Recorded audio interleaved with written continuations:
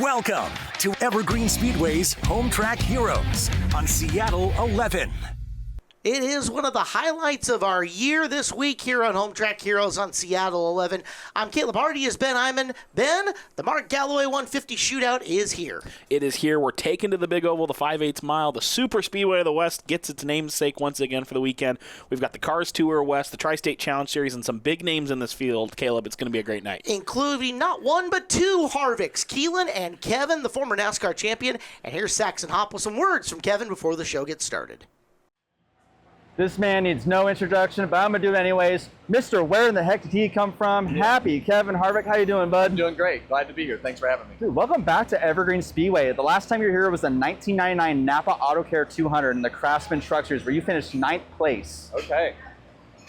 Last night you were practicing. What did you learn from the track? I think that really just trying to understand what I need in the car. The corners are so long.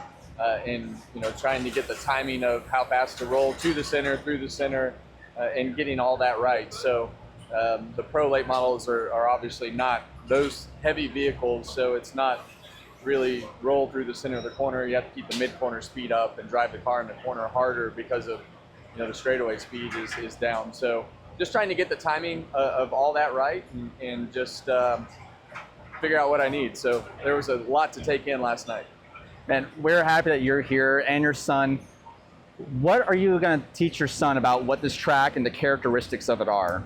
Yeah, well, those are the same conversations that we had, just the timing of the corner. He's raced on, a few of the worn-out tracks back east, but nothing with corners this long. So, and in the end, really nobody has a firm understanding of exactly how much fall-off the cars are going to have with this Hoosier tire and the 10-inch slick and being on the big track. So there's a little bit of a kind of a guessing game as to exactly how conservative you need to be, how tight the car needs to be, where all that is. So it's just those same conversations, and I think for him, he's not really he doesn't fully understand the whole tire conservation piece of it yet. So these are great tracks for him to learn on. Oh, I agree, especially old worn out tracks like you said. But a few short weeks ago, he got his first late model win. As a father, what was that like for you? Yeah, well, it was his first Cars Tour West win.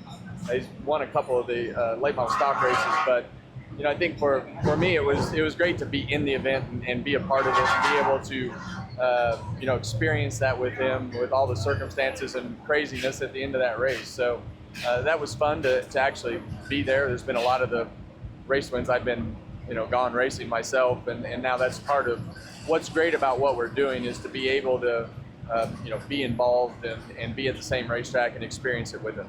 Some very cool words from Kevin Harvick. Looking forward to seeing what he, Keelan, the rest of all of those pro late model drivers can do. Later on in the program, they're going to have 150 laps to entertain you, and that's coming up in the back half of tonight's show. We've got 3 sport divisions on track. It is Tire Pro Street Stocks coming up first and foremost here on Home Track Heroes. They'll go 30 times around the 3/8, and your lineup will look like this. Your pole sitter tonight is our former late model champion, Nemo Lang, is substituting in the Jackson Beckel 18J. He's out of Linwood. The car sponsor is Tire Pros of Arlington. To his outside, Kenny Erickson in the Double Deuce at Tulalip, sponsored by Central Welding. The second row, Austin Camp, Adam Monroe, Phillips Law Firm on that car.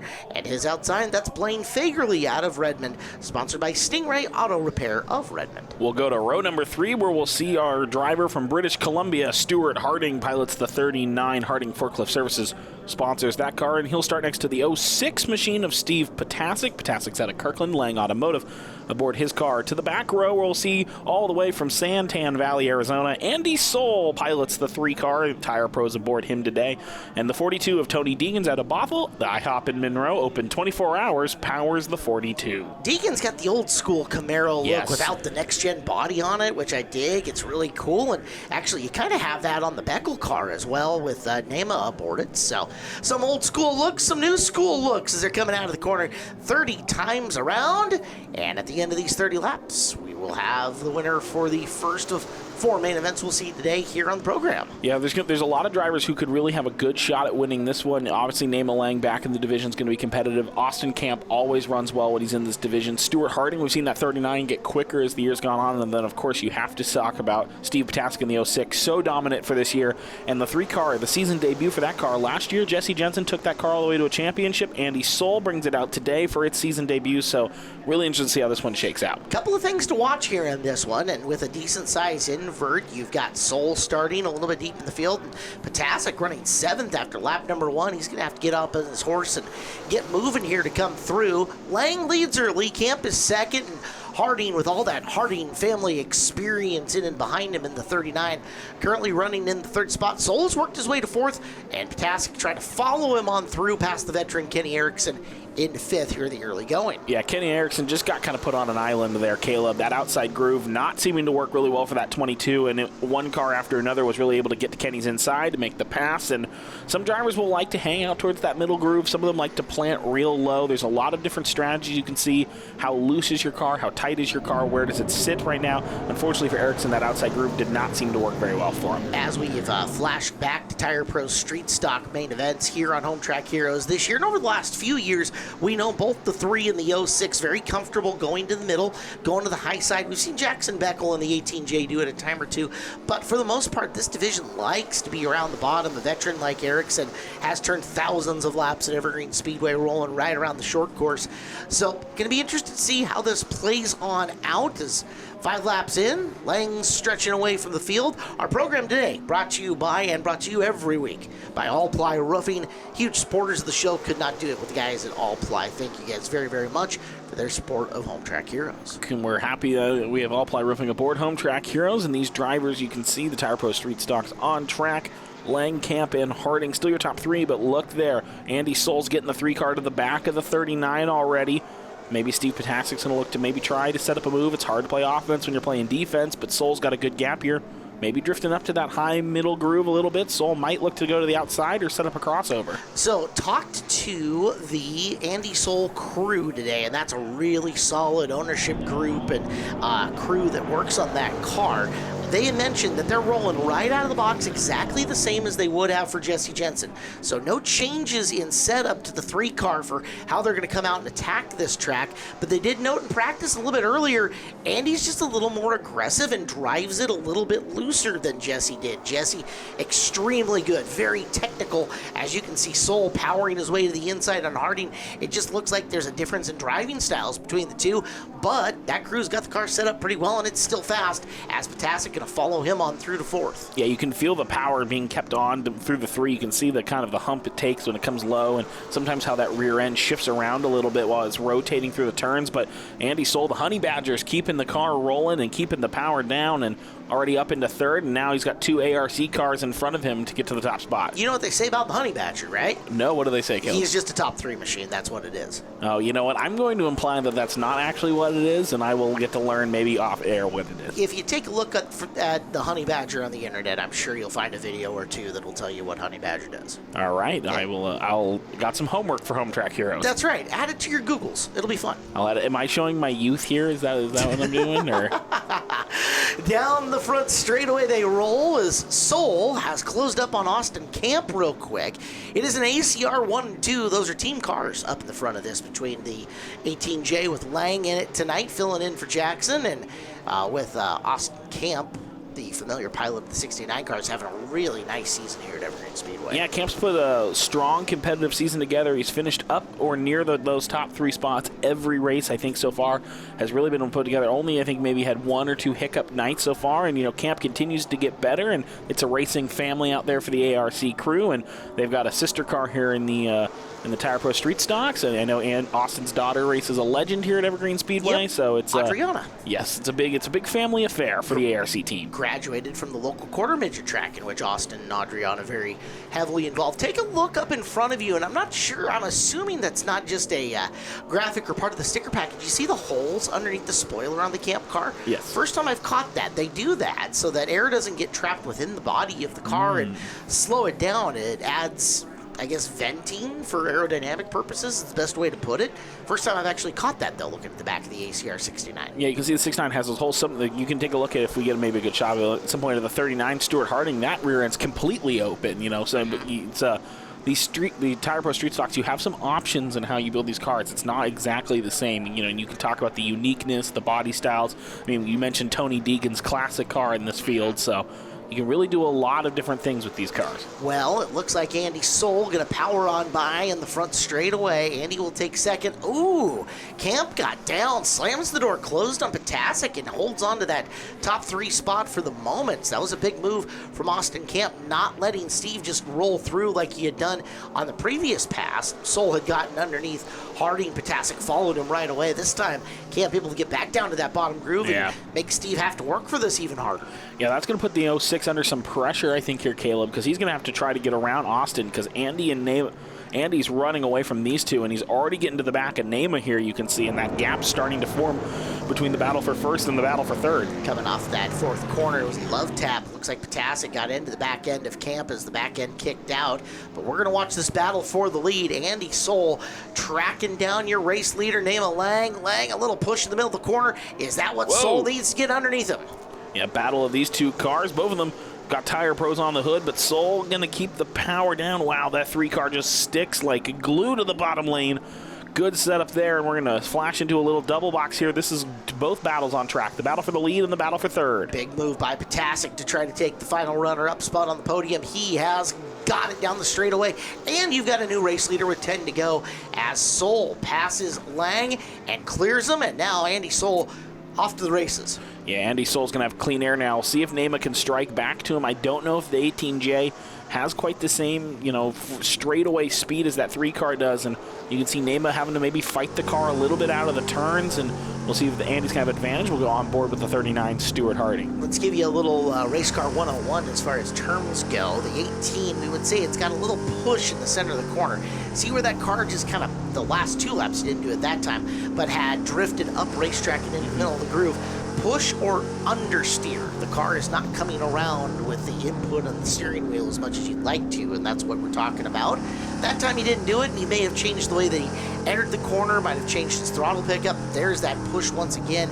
You can kind of see it right through the center of the corner that opens just that bottom third of the racetrack up for Potasic, and now it's Potasic, his job to take advantage of it. So you see maybe a little understeer, a little bit of a push there for Lang. Is there anything he can do other than just try to fight it in this moment to try to pick up or adjust that? The biggest thing that you can do is change your throttle input coming up there.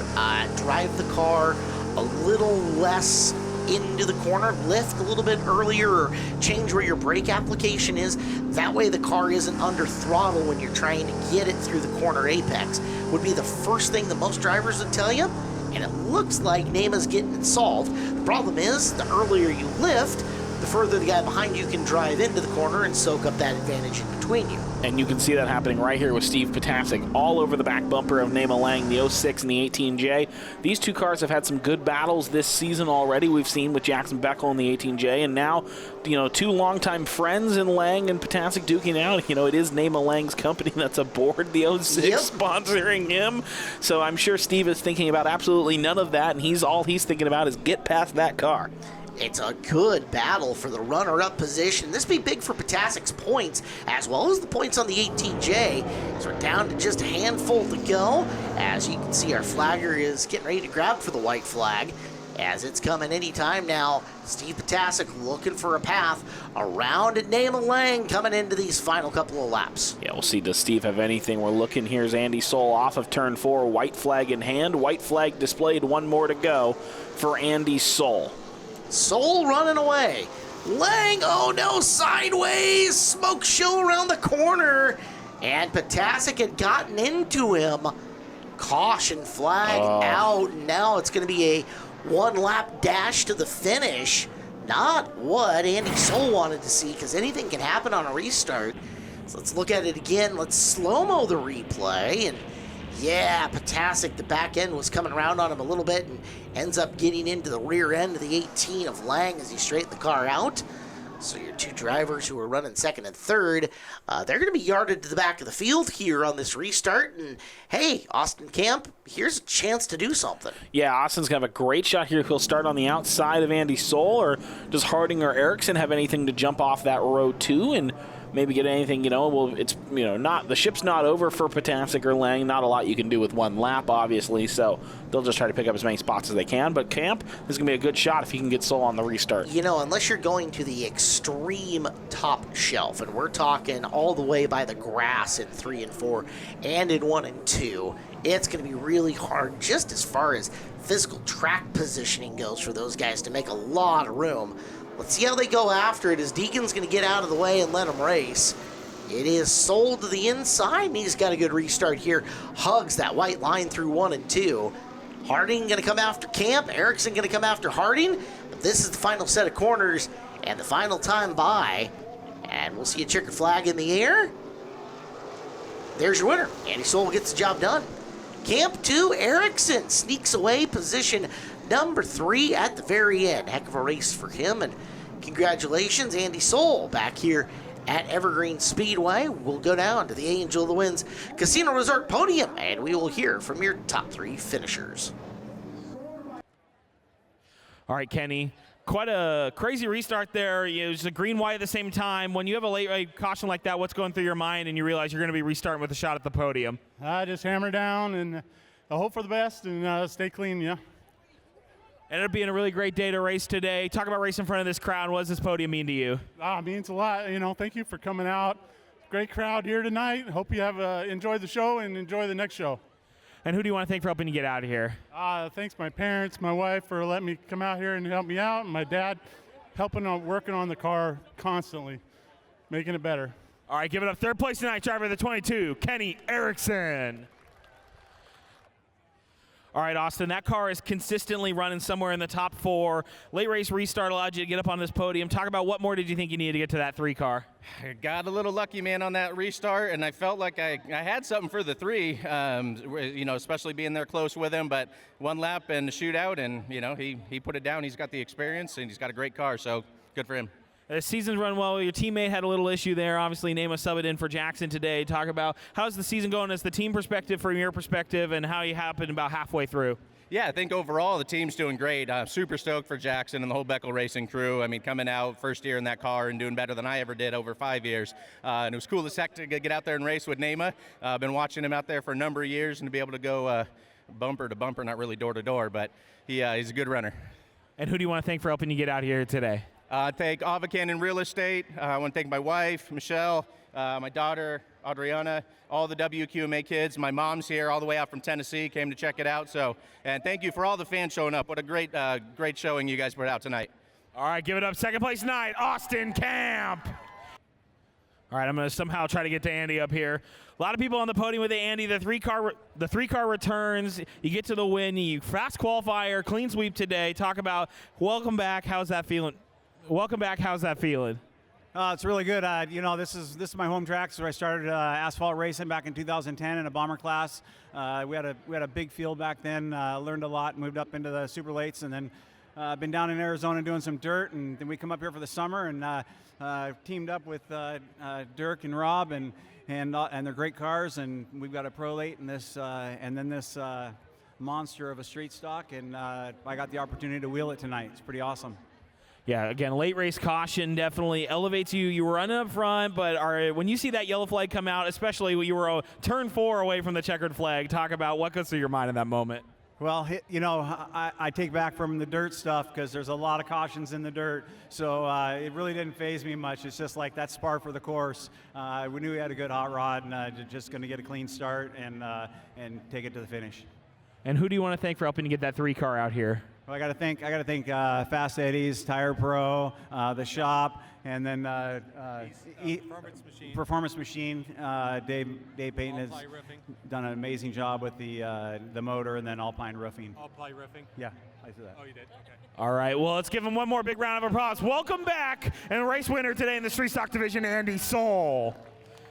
We are in the middle of the BECU Mini Stock, a main event here on Home Track Heroes on Seattle 11. Race leader is Bobby Fisher. He has led since lap 5 with 25 to go, and hey, now we're down to just 10. So Fisher clipping him off and doing a great job. But while we were at commercial, Lyndon Smith closed that gap, and now Smith pressuring Fisher for the lead out in front of this field. Yeah, the 221 is starting to get to the back of Bobby, and we're not surprised. We've seen how fast the 221 can be. Problems. Oh no, Brandon Lindbergh, the problems continue, and now the 88's just going to have to exit the track. Lindbergh having a rough one. Too bad for him. He was really fighting to keep up in that top 5, top 6, and I think at one point in time might have even been threatening for 4th. So Lindbergh in the JBR 88. Pit side he goes as we watch Fisher and Smith continue to battle with now 7 to go. Our program today brought to you by All Ply Roofing. Yeah, Raritan's trying to get, or this is Smith, Smith is getting to the back of Fisher.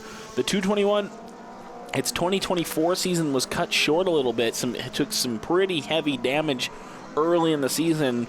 Didn't get to see a lot of it last year, but it is back this year. It is fast this year.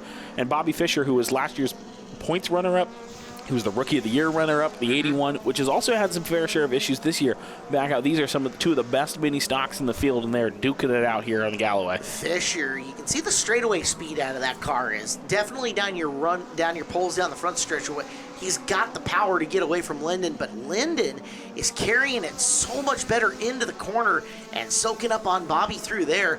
Now, Bobby stretches here in the back straightaway, but again, watch out further, and we talked about it during the street stock race, how much further Smith is getting into the corner and how much more speed he's carrying through there. It's the real yin and yang of this battle between the top 2. Yeah, and while these two have been doing it out, here comes Cole Raritan. 1, 2, 3, all under a blanket or a really large quilt.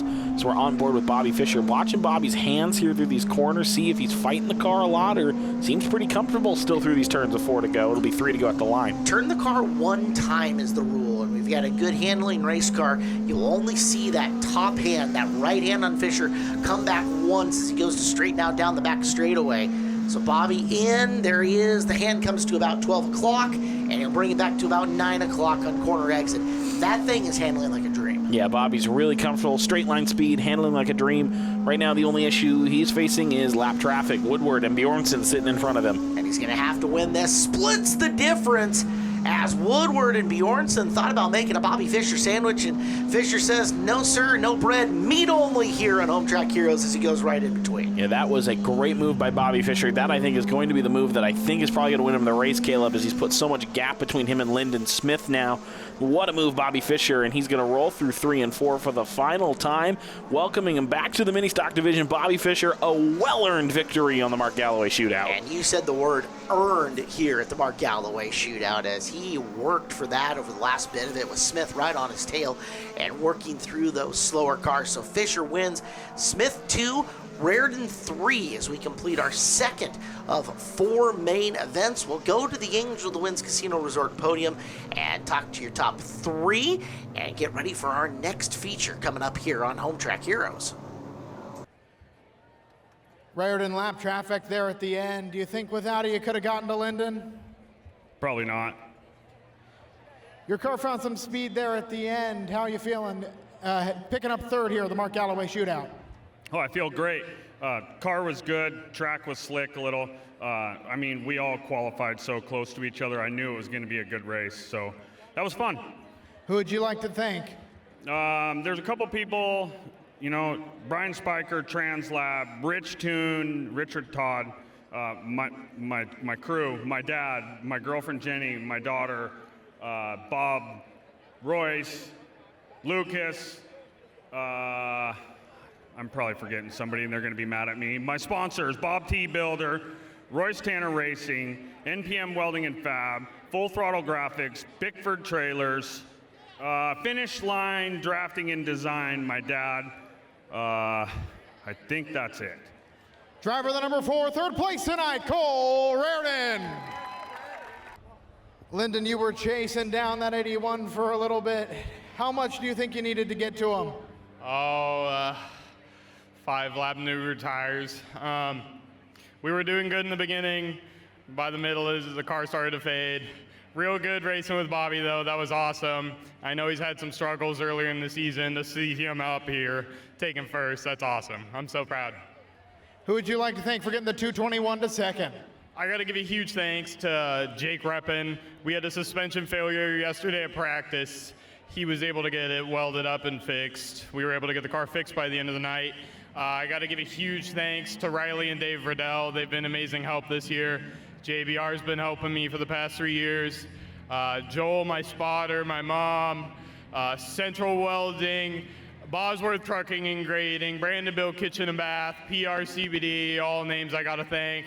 I got to thank all the wonderful fans for coming out tonight. I hope we put on some good racing for y'all. Yeah. Driver of the 221, Lyndon Smith, second to 9.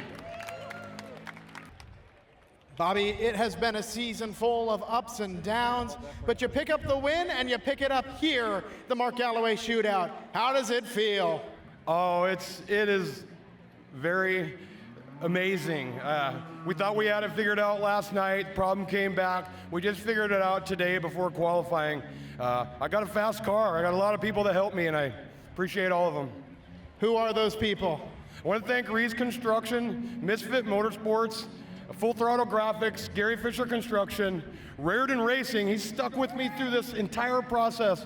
Jimmy Absher, Rich Tune Motorsports, Beast Fab and Tune. All those guys have helped me a tremendous amount. Driver the number 81, back in victory lane, Bobby Fisher. It's been a fun day here on Home Track Heroes. Bobby Fisher celebrating there. He's Ben Iman. I'm Caleb Hart. And Ben, race number 3 coming up. All-Ply Roofing Legends on track with another big field of cars.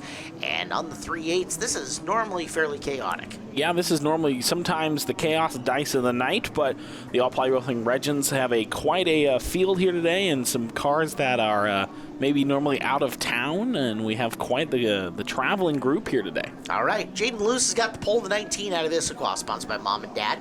Danny Arnold, you saw those two tangle a little bit earlier in the year. Out of Puyallup, he is the 11, sponsored by Northern Environmental. Second row, Davis Jacobson's 15D out of Wilkinson, sponsored by the Truck Shop.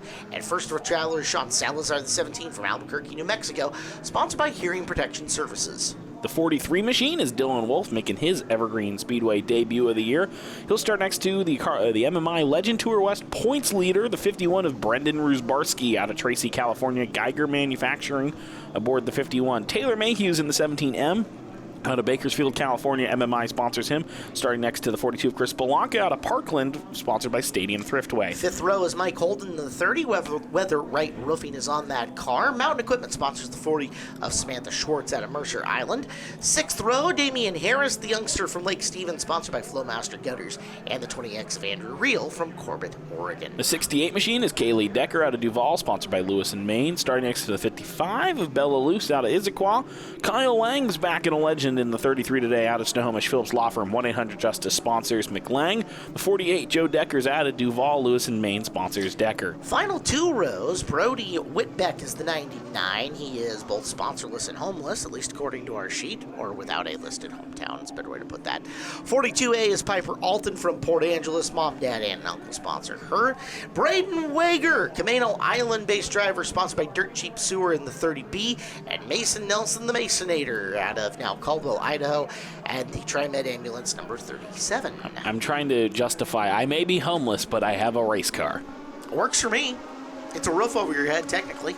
That it is. We're Green Flag Racing. Good jump for Luce and Arnold, side by side. They're 3 wide. Here comes Andrew Reel zooming on the high side. Maybe the only car of this year to make that part of the racetrack work. Luce leads, and then Arnold, we see what can happen when those two run next to each other during the front of the race. And yet, one entire good lap with nothing happening. I think we're okay. I'm proud of all of them. I think that bodes well. We should take a second while we had just mentioned Mason Nelson to acknowledge David Nelson and Elevate Media. They're helping us out with some drone footage that you're going to see over the course of Home Track Heroes today. So big thank you to David. Yeah, big thank you to all of them. Luce, Arnold, Jacobson, then Wolf. Here comes Rusbarski, Salazar, and Mayhew behind that. So 4 regulars, 3 out-of-towners. Gonna have a good battle. We'll go aboard the 42 of Chris Belanca. 42 of Belanca, a part-timer. We see him 2 or 3 times a year here at Evergreen Speedway. You remember how we were talking about Bobby Fisher and his steady hands? Yeah. Yeah, watch Belanca have to fight these much smaller, much twitchier race cars. Now, that was a really good corner. You can see him gripping up that suede MPI steering wheel that he's got going. But Yeah, look at the input. Look how many times he's having to counter steering around coming off the corner. These cars are tough to drive with short little wheelbases and lots of power. Yeah, sometimes that can be sometimes the thing that ails them as we talk about the Legends is they are tough cars to tame, and if you could do well in one of these, you can set yourself to be successful in a lot of race cars. That's why you've seen a lot of Legend drivers that become the path for big car stuff. We'll see Keelan Harvick coming up a little bit later, and he has spent some time in that as well. The up-and-coming young Busch fella, Brexton Busch, going to be a big Legend driver before things are said and done, and he goes full-time into whatever he's doing. So we talk about the youngsters. We got to talk about something for adults. And that's Busch Light Beer. Busch Light Beer, the official beer of NASCAR and Evergreen Speedway. Busch Beer, the sound of refreshment, crisp and cold as a mountain stream. It is the official beer of NASCAR and Evergreen Speedway. Busch Light. Got a good battle between a couple of youngsters. I mean, it's not fair to say a couple of youngsters because I could be referring to like half the field. You could. But a good battle here between Mayhew and Reel. Now Reel and Jacobs in that 20s looking real quick. Andrew Reel. Maybe he's been a threat whenever he's stepped out in a Legend here on the 3.8 oval. We're going to get a chance to see him in a late model in a little bit. He's running double duty today. He is pedaling right now as we're going to go in car with Danny Arnold, full containment seat. You see Arnold whipping the race car around and doing his best to try to keep Jaden Luce right within striking distance. But again, the out-of-town force that is Ruzabarski coming right up behind him and getting ready to put a move on him for second.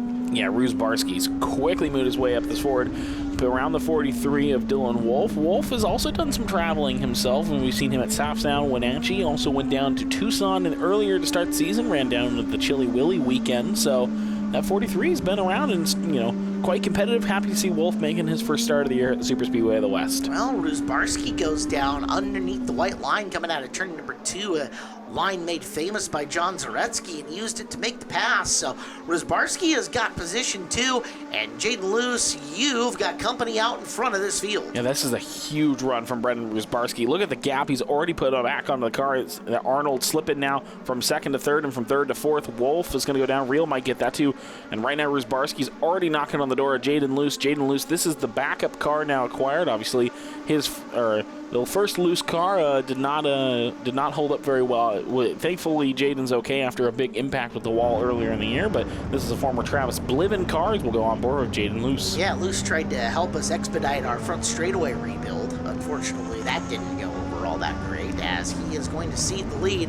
Ruzabarski makes the strong move to the inside. Luce trying to go outside in to get back underneath him, but boy, the 51 just glued those left side tires down as low as he could and said, "You're not getting by me down low, kiddo. Try again." Yeah, here comes Andrew Reel as well underneath Dylan Wolf. That's the battle for third. Luce still involved here. There's Mason Nelson. He's had problems since this race has started.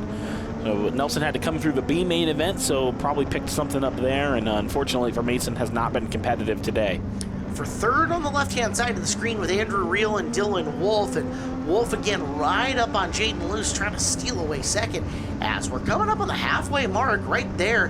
Halfway home, 15 down, 15 to go, and Ruzabarski leading and stretching the advantage. Yeah, now here comes Reel alongside. Luce going to slip down the inside and look to clear in turns 3 and 4, and does. So Andrew Reel, a good run into second. Now can Wolf follow him through? He'll make the bid down on the bottom of the racetrack. Wheel to wheel for those two coming off the corner. And Dylan Wolf nosing ahead on the back chute. Luce out of the throttle and trying to tuck back into the bottom to hold the spot. Yeah, made a little contact there with Arnold, but was able to tuck and hold the spot. So Ruzabarski, Reel, and Ruzabarski, Reel, and Wolf, 1, 2, 3. No, stop. Don't make contact with Arnold. We saw what happened. It was very bad for everybody. We're going to take a timeout. We're going to come back. The remainder of the All-Ply Roofing Legends A main event is on the track, and that will finish off next year in Home Track Heroes on Seattle 11. Well, the All-Ply Roofing Legends main event continues on. Clipped off a lot of laps while we were at commercial break, but I am proud to report nothing changed. Or not, one way or the other. Brandon Ruzabarski has continued to dominate this race. Reel has tried to cut in on him, but just has not done it. And Dylan Wolf still in third. We're down to 3 laps to go, Ben. Yeah, this has been a great race so far. I don't want to jinx us, Caleb, but I think we haven't had a caution yet.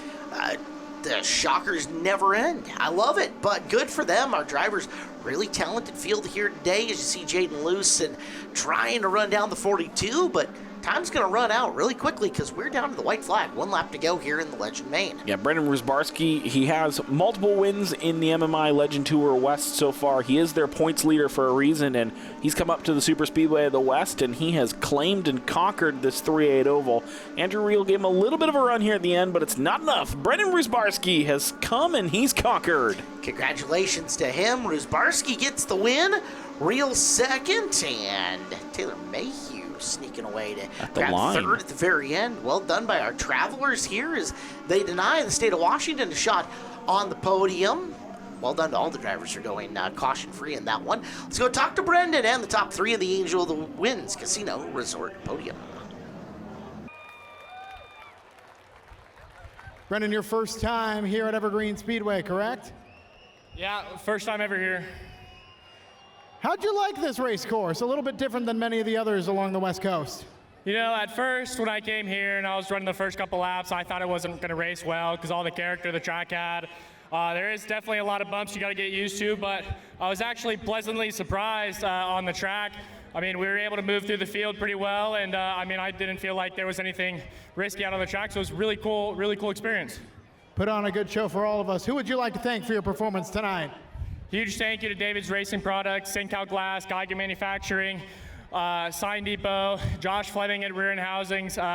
You know, we've been running a bent car for the past 4 races, and we've been trying to deal with that. So huge thank you to my mom and dad and all my sponsors stepping up and getting a new one, and obviously it paid off. So hopefully we can get more like that. Driver the number 51, your race winner tonight, Brendan Rusbarski. Andrew, you're no stranger to legend competition out here at Evergreen Speedway. But this is just Act 1 for you, tackling the 3/8s, going into the 5/8s. You think that your legend experience here at Evergreen helps you at all? I mean, it gets me to know the track a little better, but it's just 2 different cars, 2 different tracks, so yeah. You race very confidently out there in the legend class. You ready for the big one? Oh yeah. Who would you like to thank for getting out here tonight? I'd like to thank Kenny Armstrong, Ricky Arnold, Dan Real Excavating, Camus Construction, Sharps Transportation, and my family and whoever helped. Appreciate them. Driver the number 20X, Andrew Reel, 2nd place tonight. Taylor, you're also the driver with a challenge of trying to go 2 for 2 tonight. 2 podiums. You think you can get a second one there in the Pro Lates? Definitely the second one's going to be a lot more difficult, but we'll see what we can do. Running here at Evergreen Speedway for the first time, how do you like the 3/8s? It's a pretty fun track. It's just hard to learn from. It's super rough from the tracks back in Cali, but you know, we'll come back better next year. Who would you like to thank for your 3rd place finish tonight? Huge thanks to Steve McGowan at MMI, 3rd Gen Race Cars, my mom, my dad, and everybody who comes out here to help me. 3rd place tonight, driver of the number 17M, Taylor Mayhew. Well, 3 down, 1 to go, and we have been waiting for this one since the winter. It is time for the Mark Galloway 150 Shootout, a multi-sanctioned event here at Evergreen Speedway between a couple of different organizations. We'll tell you about them in a bit. But first, we have to get to your 31-car starting lineup for $15,000 to win. Your pole sitter for this, out of East Wenatchee, the Ackerman Construction 19, it's Thomas Stanford. And to his outside, out of Lake Stevens, the Edwards Construction number 3 of Wyatt Gardner. The second row, it is Buddy Shepard, the 22 out of Bakersfield, California, sponsored by Hall Ambulance, and the 62 of 12-year-old Keelan Harvick from Harrisburg, North Carolina, sponsored by Morton Buildings. Jacob Gomes pilots the 16 out of Manteca, California, Deloso Farm, sponsors Gomes. Starting next to the defending Mark Galloway Shootout Twin 70 winner, the 55 of Hayden Plybon out of Spokane, sponsored by Race Cows. The 29 machine, that's Kevin Harvick out of Bakersfield, California, Busch Light aboard the 29 today. The 15, Jace Hale out of Manteca, California, Burko Redwood aboard Hale. 5th row is Jan Evans out of East Wenatchee, the Lester brothers, number 64 in familiar colors. To his outside, the 00 of our multiple time track champion, Nama Lang out of Linwood, sponsored by J&R Trucking. 6th row, it is the Reels. Andrew in the 69 from Corbett, Oregon in the Sharp Transportation car. And Zach in the 7R, also from Corbett, Oregon, also sponsored by Sharp Transportation. 17 machine, Taylor Mayhew, just saw him on the Legend podium out of Bakers, California, out of MMI aboard Mayhew. start next to the 12C. Chad Fitzpatrick out of Lake Stevens, trademark RCS aboard Fitzpatrick. The 14, Colton Price, is out of Everett, Northwest Boiler aboard him. And the V5, Vito Cancia out of Martinez, California, sponsored by Impact Transportation. The 9th row to the inside is Haley Constance and the Joe's Racing Products, number 78, Addison Ahomish, and Dawson Cox in the 70 out of Arlington, sponsored by Dry Crawls. 10th row, Chase Gardner, the 32 from Snohomish, sponsored by Quality Towing, into his outside Caden Holm, the K9 from Monroe, sponsored by Johansson Mechanical. The 5 cars, Ryan Phipps out of Burley, Idaho, Western Mountain Incorporated aboard him. He'll start next to the 12 of Donnie Wannett out of Orem Beach, Florida, Brock Rentals aboard the 12. The 6 cars, Mike Beeler out of Modesto, California, David's Racing Products aboard Beeler. Starting next to the 3K today, Ken Bonney out of Hermiston, Oregon, Bonnie's TYM Tractors aboard him. Row number 13 is Greg Bennett out of Seattle, Bennett Design and Construction, to his outside Hans Beeler, the 2H out of Salina, California, David's Racing Products. Row behind them is row 14, Robbie Sawyer 7 from Bakersfield, California, the MMI sponsored car, and Nick Beecher, the 45 from Marysville, sponsored by the Kendall Auto Group. We get 22M of Mike Haslam out of Victoria, British Columbia, DVH Enterprises aboard him. The 021's Todd Cannell out of Yakima, TY Bar and Grill, and Brandon Brock in the 94 out of Stanwood Myers Metals rounds out the field. Caleb, we've come through turn 3. We're coming to turn 4 and to the white line, and we will catch the green flag. The Mark Galloway Shootout is underway. We're going 150 laps with a break at 75, and at the break they can make car adjustments, add fuel, and they get 2 new tires to put on. The key in this first 75, run up front, awesome, but stay on the lead lap, so in the second 75, if you're one of those guys that you missed it by a little bit, you still got a chance to go in, make some adjustments, and get better at the break. If I was a driver and if I come into the break anywhere, I think obviously between 1st and 10th, I would probably be pretty happy. 2 tires, make some adjustments, go back out there, but you know, this is a big track and this is a hard track to conquer. We're going to be interested to see, does experience or does play into it all? We've got drivers in the field who have won this race. One of those drivers that we have is quickly on the move. The 55, Hayden Plybon, started 6th, already up into 2nd. We're only 2 laps down. So there's a lot of factors that are going in here, and there's a couple more that we really need to highlight and talk about as we get into this. Number 1, first time a lot of the Californians and a lot of the Cars Tour West guys have seen Evergreen Speedway, and yes, they've had some practice time here on the 5/8 over the course of it, but not nearly the amount of track time that some of the locals have seen. Obviously, we've seen Stanford and Plymouth have lots of success, especially in the big track racing. Here's the curveball. Our locals are on the slick for the first time in the Pro Late models in the 5/8, and that definitely changes not only how the car handles, but it changes your gearing as well. And a lot of these drivers have had to been throwing gear sets in the car, trying to figure out, okay, I've got more tire now. What does that do to my speeds, and where do I need to be as far as my gear goes? Yeah, well, there's a lot that's kind of up in the air. There was a lot of questions coming into this day. I'm really interested to see how this tire compound changes. It was a straight-up race, no inverts. So Thomas Stanford was your fast time qualifier today, Caleb. Started out front. He also set the track record for the 5.80 with the Pro Lates in his qualifying attempt. The tire probably helping a lot with that, but Stanford is not shy on this 5.8 oval and is not shy of his success on this 5.8 oval. Speaking of companies that have success, that's Granite Construction. They are a world leader in the construction industry. Granite Construction, an award-winning company and a great place to work. If you're looking for a career change, find your dream job today at graniteconstruction.com.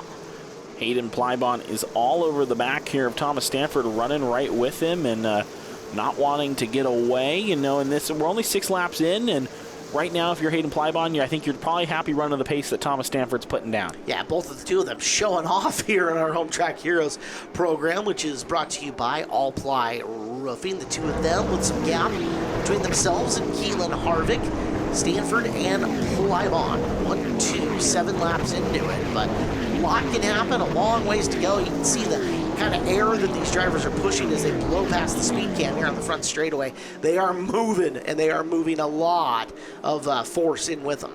Yeah, and you can see how big this 5.8 oval is. These cars, this is Stanford and Plybon. That's the line. We saw there's not a lot of space. These cars are going to start to come up on lap traffic pretty quickly, I would say. And you talk about in the first 75, if you're not running up front, the objective is stay on the lead lap.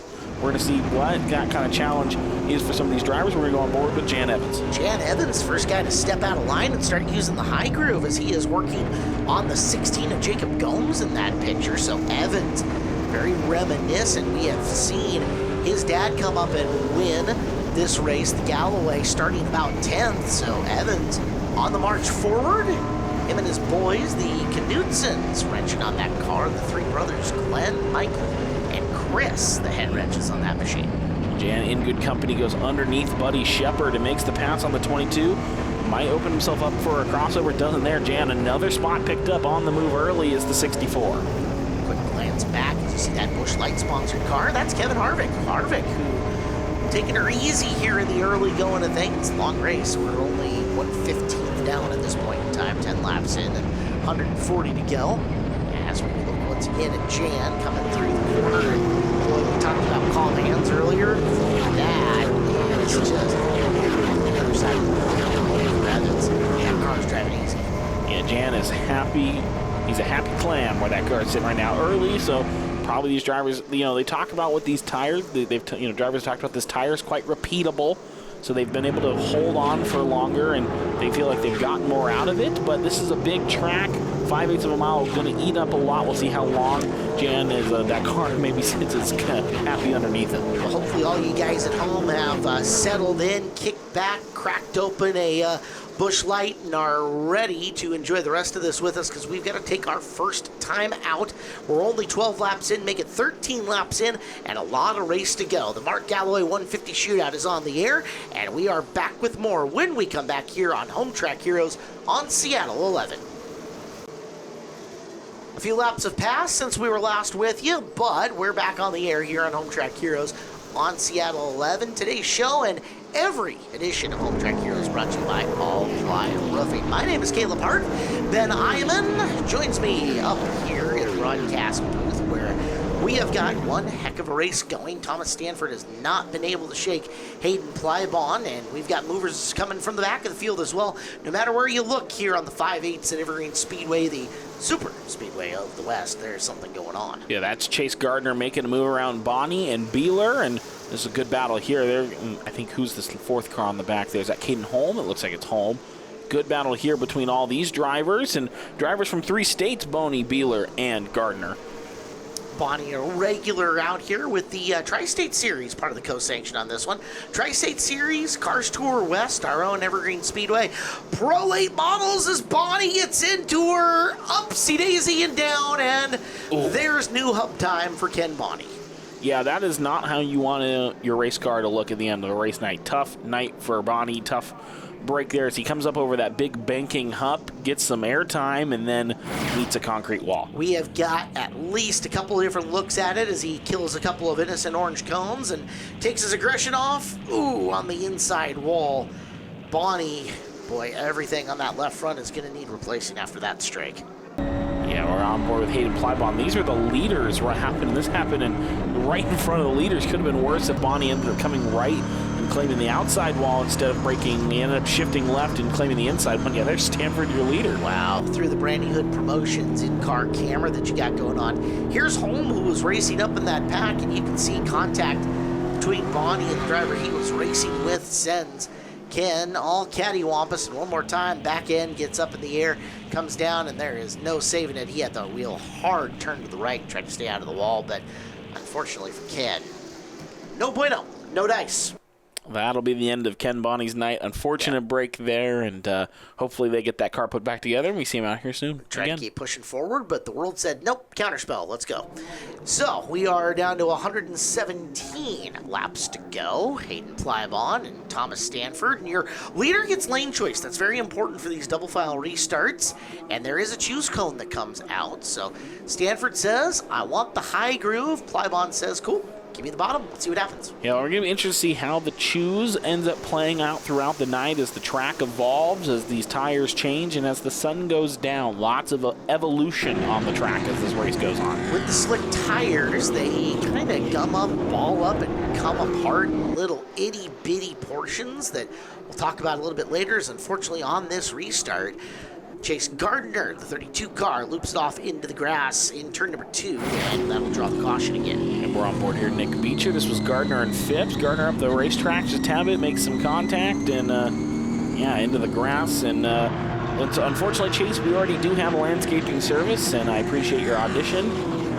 not how I know the 32 wanted to go. Chase and Mike and the whole Gardner family that worked so hard on that car. Fingers crossed that whatever the damage may be on the Gardner car is not bad enough to keep them out of this racing. Keep getting out there and making some laps. But we'll get a second chance, get the choose cone out there, and we'll see if Stanford chooses the top again, because Plybon had the jump on him going into turn number 1. Yeah, the 55 got away pretty good. Yes, the 19 will stay out there, so we'll see. Does Hayden have as good of a restart here against Thomas on round 2? See if Stanford alters the strategy coming into the turn. And what some of these drivers will tell you is that it's not necessarily about that first and second corner. It's about the entirety of the lap and trying to get it back up and forward. This time, though, Stanford a lot stronger through the center of the corner as he is a lot closer to Plybon coming off the top of turn number 2 as they battle for the lead. Yeah, Plybon right with him, though, as they go side by side. Hayden's going to have the inside here through the turn. Keelan Harvick clears into 3rd. Jan Evans trying to get up into 4th. Plybon might have a good run out of turn 4 here. We're going to go to the speed shot. You can see them flying by out of turn 4. This is a tough battle for the lead between Thomas Stanford and Hayden Plybon. Neither driver able to get a better of each other. Stanford had it at the line and loops up and around and is going to solidify that lead going in. He'll come downstairs and say, "Low groove, you're mine," one more time as he leads ahead of Plybon. Now it is Harvick, seeing that the high groove has got some passing lane up there. Keelan Harvick going to go number to number, the 55 and the 62 getting after it for position 2. And with a bang, Keelan Harvick into 2nd. Yeah, the 55 falling a little bit. Jan Evans now maybe knocking on the door. Maybe Hayden Plybon's trying to shake through some gremlins or something going on with the 55. Wyatt Gardner right there, too. We'll see if one of them can get a move on now. Keelan Harvick's knocking on the back bumper of Thomas Stanford. Well, here we are 36 laps into this race, and you're at the point in time where that early conservation might be out the window, and it's time to test your race car, see what it has a little bit. As we're still a good chunk before the break. Stanford keeps Harvick at bay for now. Keelan Harvick downstairs, and interesting, we saw the first, I'm going to say 15, 20 laps, they were soaked on the bottom of the racetrack, and now Stanford moving up half a lane in the corner, and Plybon moving up half a lane in the corner also. Yeah, I wonder if these drivers just maybe finding more grip on the outside or just finding a little bit of a better time out there. We're on board with the 22 of Buddy Shepard. And now Plybon's dancing all around like a boxer, light on his feet, looking high, looking low, walks around Keelan Harvick. Harvick trying to hold 2nd at the same time, make Thomas Stanford think about things as they exit turn number 2. Top 3 really battling hard with Jan Evans lingering in the 4th spot, waiting for something to break loose. And what an amazing job by these drivers running just feet, sometimes inches apart from each other, and no contact in between them as this battle for the lead rages on. Yeah, this lead pack, and no one's getting away from each other. That's why I love to see they're all stuck together. Stanford now, Plybon gets around Harvick on the outside. We're looking to go drone. He might look to go 2 for 1 into this turn 3. Big arc here. Keeps it outside, keeps it planted at the rear wheel. Good run for the 55 off turn 4. It's a drag race down the front stretch. Ooh, Plybon getting strong here. 40 laps in, and yes, at the line, he has the lead. So Plybon now ahead. First lead change here of the Galloway. Is Plybon taking it 40 laps in? Yeah, that was a great run, Hayden Plybon. 2 for 1 in that one lap. Got Harvick, got Stanford, and look at the drive away that the 55 has. Quickly getting away from Thomas. So we're 35 laps, make it 34 laps away from the break where you're getting new tires, fill up on fuel, and any adjustments you got. And I think Plybon kind of using this as a statement lap by driving around the both of them at one time. They both go, okay, 55's for real. We're going to have to monitor him. Harvick now will take 2nd back away from Stanford, and it's Keelan's turn to chase Hayden, as opposed to both of them trying to run down Stanford here. Yeah, and at this point, you really just have to look at yourself, and you just have to say, like, all right, you know, whatever I was saving, I might have to throw that out the window. Got to get on the gas here maybe a little bit, for some of these drivers a little bit earlier than they would have wanted to, but Hayden's ready. He's sat behind Thomas for 40 laps. Now he's got the clean air. He's got the racetrack, and he's going to string this field out a little bit. I think he's going to make these drivers really have to work behind him. Well, in interviews leading up to this, Harvick has said that one of the things that he needs to work on, Keelan Harvick that is car conservation and specifically tire conservation. He hasn't been great yet in his late model career about knowing when to go for it, when to throttle down. So we'll monitor that going through, as we need to thank Speedway Chevrolet and RV Center in Monroe. They're your one-shop transportation and RV center. From new vehicles to pre-owned cars and trucks, Speedway Chevrolet can locate nearly any make and model you're searching for. Speedway Chevrolet. Right now, Jan Evans trying to get in this battle. He's in 4th, Wyatt Gardner 5th, Buddy Shepard 6th, and Jace Hale runs behind him in 7th. That's kind of this lead pack. They've all kind of settled in single file right now and maybe just trying to settle in. Again, we've still got over 30 laps till we get to the break, or maybe about 40-ish laps till we get to the break. So letting the drivers feel themselves out. There is Evans, who has been running a consistent 4th for a while. Gardner has been sitting in the 5th spot. Buddy Shepard, veteran, the 25-year-old, very versatile driver and very successful driver as well. He's got some great accolades to his name in the 22. Yeah, happy to see Buddy Shepard make his way up here for the Mark Galloway Shootout, and all of these drivers from California and from out of Washington, even some of the drivers who made the trip over the mountain. Quite the field today. You pedigree up and down the list. There's not a driver in this field who is not competitive, isn't tough, and definitely these drivers have talked about, this is definitely going to be, if you win this race, it's definitely going to be earned. Stanford, who has got a Galloway win, his own in the 19 car, trying to work his way forward. That's for 5th on the left-hand side of the screen, as Shepard dives inside of Gardner and clears him out of turn number 2. New top 5 member, Buddy Shepard in the 22. Yeah, good move there from Buddy. Makes the pass, and now you can see that Hale closing up to him, and then Nema. I see Andrew Reel and Kevin Harvick. That's your top 10 right now, and you can see where Thomas Stanford in 3rd is coming into turn 1, as you see that he's in the apex of 1 and 2. His 10th comes across the line. The string cheese is kind of, this field's getting pulled apart. We have not had much chance to talk about Kevin Harvick. He is in the 29 car that you see on the left-hand side of your screen. Harvick, the former NASCAR champion out of Bakersfield, California, working on the 69 of Andrew Reel for position, as that is battled within the top 10. It has been quiet for Kevin so far, but we're not halfway yet. In fact, right the next time by will be 1/3 of the race in. It's a lot of time for a guy with as much pedigree and as many laps as Kevin Harvick has. Yeah, Kevin's just going to settle in. We talk about tire conservation. How much of this is he just kind of hanging on? In the spot that he's running, he's not going to come over the thread or going a lap down, so maybe just kind of sit comfortably on the edge of 10th, maybe try to pick off a few spots here as we go into the break, and then come out and unleash the car in the last 75. So let's see what happens here in the final 25 before the 10-minute pause. At the halfway mark, Kevin Harvick has got Reel lined up, has Nema in front of them, and quiet so far for Nema Lang, but he's running a solid 8th and has the car left before the halfway point. That's going to be a big thing for Nema and that veteran crew as well. Yeah, definitely. We'll see what Nema has to say here. Is now Harvick's going to look to get the run down the inside.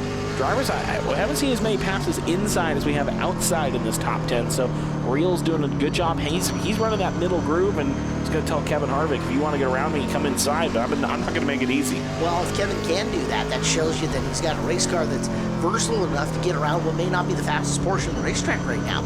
So he rolls the low side in 1 and 2, and that's a big run on Reel. Door panel to door panel, they battle for spots. As Harvick going to look low in 3. Reel comes down just a hair, but leaves enough of it open for Kevin to make the move. Yeah, Kevin definitely closed up there a little bit, but Reel had a really good run out of the turn, and here we go again. A great exit out of turn 4 for Andrew Reel, keeping Kevin Harvick behind him.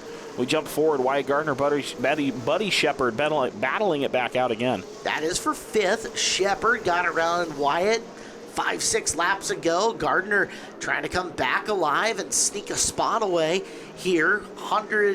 Make it 53 laps into this.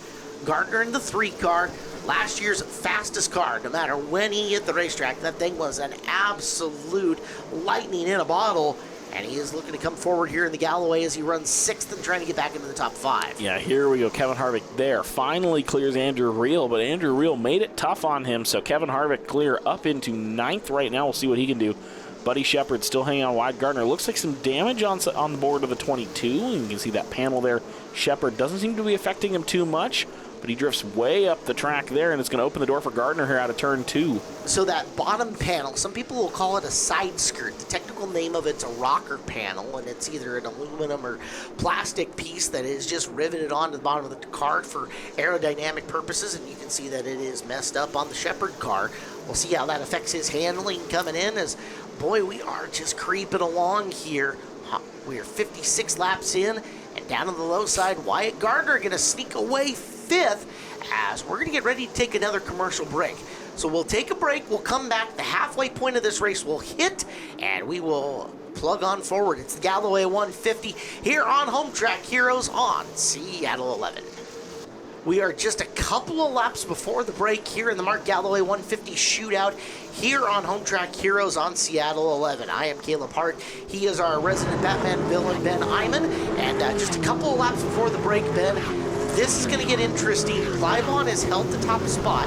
Anybody that he is closing up on are going to fight tooth and nail to not go a lap down here. But you got to be protective of your race car at the same time because you don't want to be repairing a hunk of junk here at the break. Correct. You don't want any repairs, but you want to hang on to the lead lap. And some of these cars, they've turned it on here. That's Hans Buehler, Chase Gardner. They're the cars under threat of going a lap down. One more time for Hayden Plybon until we hit the break. Some of the big movers, got to mention, Kevin Harvick was running 9th when we went to break. He's come back. He's running 6th, picked up a couple spots. Wow. That 29's been boogieing coming into the halfway break. Yeah, so plus 3 spots in the about 16 laps that we were away there during the commercial. As you can see, Plybon here from the drone shot, and you are going to see there's the caution, and that is the planned caution at the halfway point for the entirety of the field. Now, Plybon didn't lap any more cars, so your Buehlers, your Gardners, thankful. They're going to restart on the lead lap here. And it's also going to be a restart that artificially packs that field together 2 by 2, and we know anything can happen here on Evergreen Speedway restarts. Yeah, so these cars are going to follow Don Fairley and the Speedway Chevrolet pace car into the infield. They'll get to their pit stalls, and then a horn will sound. They'll have 10 minutes to work on the race car. You can make adjustments. You get 2 tires to change. Yep. And then it doesn't matter how you come out. The field freezes, so you can't gain position here on pit road. Right. Now, you do not have to top off on fuel, but it is highly recommended that you fill up to the allotted amount. So that way, in case we do get a whole bunch of caution laps, we don't have to stop for a fuel stop. That would be atrocious at this point in time. So they're in. They're going to start work on the cars, and through the magic of motion pictures and time, look at that, 10 minutes elapsed, and we have cars coming back onto the track here in just a couple of seconds after they have made their tire swap and whatever they needed to do with handling.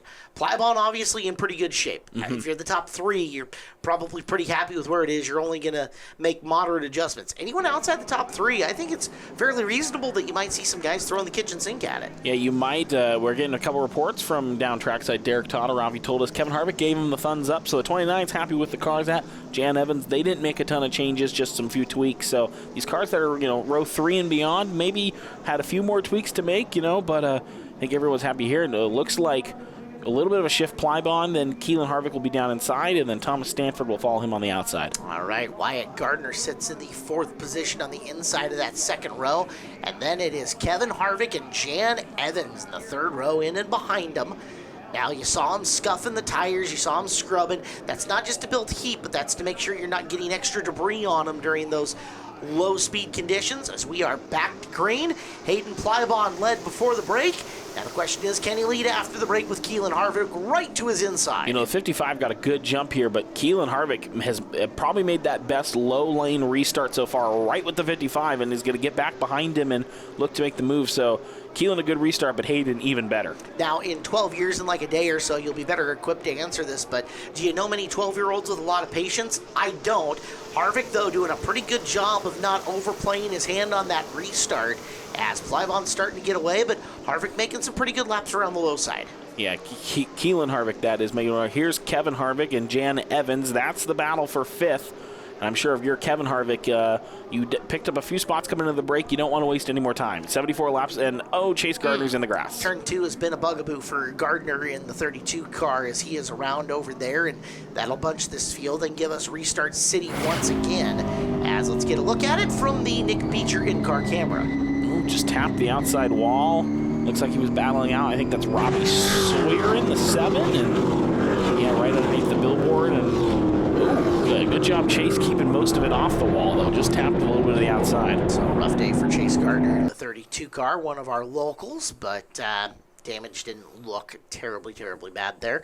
Hopefully he can get it all fixed up. So 2x2 once again, only got a lap in there on that restart, and Plybon once again chooses the outside. Harvick follows him to the outside of the row behind him. That's going to give Stanford the shot on the low groove. Interesting choice, Keelan Harvick. Clearly that team, they're on the radio. All these teams on drivers on the radio think that outside lane might work better for them. We'll see as they come across the restart line. Oops, car steps out of the way. Constance into the wall. That looked not fun. No, that's Constance, and I believe that's Taylor Mayhew. Oh, it's going to be Front Clip City at the shop coming up here in a day or so. As well, you can see the damage on the front of the Haley Constance car and in behind, and Haley starting right in behind. That's the 16 of Jacob Gomes, who jumped out of the way, and you can see her get her hands up in the air. Chain reaction, that whole deal, and let's watch from a few more cars back. Beecher, and it's just a mess in front of him there. Just a swarm. Nowhere for Mayhew to go, unfortunately, for the 17 involved in that. And Haley Constance just trying to restart. You can see here, Dawson Cox can't see it. Just dive out of the way there. From behind, we'll see. We can the restart here. Car steps out of the way. Oh, wow. Yeah. So I want to say that was Cancia who actually got into the and lifted the back end of the Constance car up because of all the shenanigans in front. Once the back end of the car comes off the ground, you're out of control at that point in time. You're just hanging on for the ride. So yeah, tough break for Haley Constance. The 5/8 monster continues to follow the 78. Well, you wreck on the 5/8, and it's going to take some stuff out with you. So unfortunately, the Joe's House car done for this one. We get ready to go again. Another lap 74 restart. Plybon, and now Harvick has gone back down to the inside. So, all right, let's see what happens. Yeah, they whatever it was, they didn't quite like it. They didn't really get a chance to test it, but they're going to say, I think we can get you on the 55 here. We get going, back to the green flag. Everyone comes cleanly through the line here, it looks like so far. Plybon, another good jump to the outside, but Keelan Harvick sticking right with him. A great run for the 62 out of turn 2. Big momentum and speed for Keelan Harvick as they're going to go number to number down the back straightaway. The door panels are even, and coming off the line, lead change time. Yeah, Keelan wow. Harvick leads with 73 to go. Our second lead change of the race is the 12-year-old now up in front. And the grandstand erupts with that one, Caleb. Keelan Harvick, new race leader. Hayden Plybon's not going to want to sit behind him long, and the 55 is going to want to get a boogie on and get around him. Harvick putting on a show here on Home Track Heroes. Our show brought to you by All Ply Roofing. Plybon back on the hammer, trying to get back around him as Harvick's trying to escape, but Plybon showing no mercy here. He is really hard back after to get that lead. Yeah, Plybon is quickly getting on the gas and sticking with him. These two, Keelan Harvick, you mentioned earlier, and him and his tire management struggle so far. He's going to run hard laps probably, and he's doing his best. He's going to be conservative. I'm sure that whoever's in his ear this weekend is telling him, you got to stay, keep those tires clean, leave yourself something for the end of the race. But it's also really hard to do that when you got Hayden Plybon, the former Klewicki Driver Development Program driver, staring right behind you. There is a thing, too, and even with as much we talk race car conservation with the slicks and late models like we have this year, but hey, I'm leading. You still have to pass me. Regardless of how much car I may or may not have left, I can make it really, really hard on you to get by if I want to. And Harvick's in that lead spot right now. So some guys want to lead, some guys want to chase. Pretty clear that Keelan Harvick wants to lead. Yeah, I don't blame him for wanting to get out and lead the dance. More control, more room to run, and you can set the tempo a little bit. We saw it earlier maybe with when we were talking about the street stocks and when Namalang correcting that push mid-turn, how he would lift a little bit and not carry as much speed in that turn. That allowed Potasic to close up to him. Here we're going to see with the conservation, Keelan gets to choose when he wants to get off the pedal and kind of lift a little bit. He doesn't have to be as reactionary to Hayden Plybon here, whereas Plybon can choose to stick in the throttle if he wants, but has to manage the tires now running down another car. You're getting a look in cockpit. Big thank you to the Brandy Hood Promotions team. Donnie Wanted running the Moriarty number 12, and he's in 14th right now. Zach Reel, the 7R, is sitting in 13th. Wanted having a really nice run. The former Washington resident who is taking up residence now in Florida, back for the weekend and running the Galloway and looking at pick up another spot as he is half a groove lower than Real coming through the corner. Yeah, and we take a look at the battle on the racetrack. Kevin Harvick going around Wyatt Gardner, Buddy Shepard looking to poke the nose in underneath there. The 29 is into the top 5. Shepard's going to have a good run here. Comes alongside Wyatt as well. Looks to clear him here through 3 and 4. The Busch Light machine of Kevin Harvick has picked up at least 6 spots since he fell. I think he was running 10th at his lowest. So now up into 5th. That's 5 spots gained across this race. The 29 probably saved some tires. Now 66 laps to go. Time to get a move on. And probably saved, but then again, he had to use up a little car to come forward. So you wonder if right now he's going to ride it out in 5th and maybe budget something for a little bit later in the race. And later in the race is getting awfully close, though. Yeah. I mean, with 65 laps to go, quick math, that means we've got 85 down. So we are solidly in the midway portion. Late stage is coming soon. Harvick's going to have to do something sooner rather than later because your front 3 are really checking away from the rest of the pack. Yeah, Keelan Harvick is putting down some aggressive laps here, and Hayden Plybon sticking right with him. Then you can see here as we come across the line, there's those 2, then Stanford, Jan, then Harvick and Shepard. You can see we're running tandem in spots here. Yeah, okay, I'll correct myself. Top 4 kind of checking away from the pack because Jan is a lot closer in on Stanford than what I thought he is. And Jan Evans running a really good race up in your top 5, so we'll keep our eyes on him as a couple of our travelers battling it out there. The 15, that is Jace Hale, and the 16 of Jacob Gomes, the Manteca, California drivers getting after it. Yeah, Jacob Gomes at one point in this race was all the way back down to about 12th, 13th, so talk about having to use some race car up to make a way back forward. Now he's running, knocking on the door of the top 10, or he is in it. He's running 9th right now, so picked up a handful of spots, and as after falling back early and is starting to march his way forward. These cars I'm watching right here, the 29, the 22, I'm watching, see how long it might take them to try to get to the 64 of Jan Evans. Going to see if they can get to the Jan in the next 5-10 laps, Caleb. They might have some car left in them to make an even further charge forward. Yeah, it looks like Buddy Shepard's really pushing Kevin Harvick at the moment. Harvick in the 29, Shepard in the 22, and Harvick goes up half a groove through 3 and 4. Shepard trying to stuff the nose in, can't do it.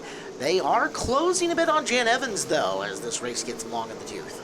Yeah, they are starting to close in. Shepard and Harvick, and these two have battled each other before, and both out of California and growing, they've run Cars Tour West races earlier this year down at Kern, so these two know each other, and Harvick's going to try to just pull away from Shepard. Shepard falling off just a tad bit now, so the 29, you can see the sparks flying out of the Buddy Shepard's car. That car, he's getting so low, they're starting to bottom out just a tad bit, and spraying sparks. We should mention something. Strange things happen on the 5/8 here at Evergreen Speedway. We've seen it time and again, but it is not unheard of to make up, a 10-second gap in 20 laps or so.